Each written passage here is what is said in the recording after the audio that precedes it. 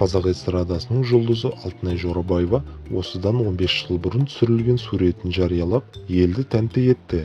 Әнші бұл аралықта қаншалықты өзгергенін осы материалдан біле аласыздар.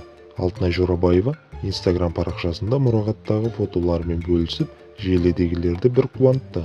Шоу-бизнес жұлдызы оқырмандарына осыдан 15 жыл бұрын қандай болғанын көрсетіп, көпшіліктің ыстық ықыласына ие болды. Белгілі болғандай, өнер иесі жариялаған суреттер оның Қайрат Нұртаспен алғаш танысқан сәтінде жасалған.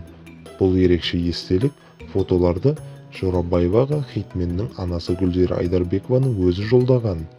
Көпбалалы әнші өнердегі әпкесіне мұндай жанына ыстық мұрағат үшін алғысын айтты. 2005 жыл. Гүлзигім мынандай фото жіберіп, тамаша көңіл күймен ұйықтайын деп жатырмын, Алла қаласа. Бұл Қайратпен алғаш танысқан сәт. Қазір қасым да, өзім де қалыңдағам. Айтпақшы, қазір жасым да 42 екен ғой. Сол кезде 27 жас еді.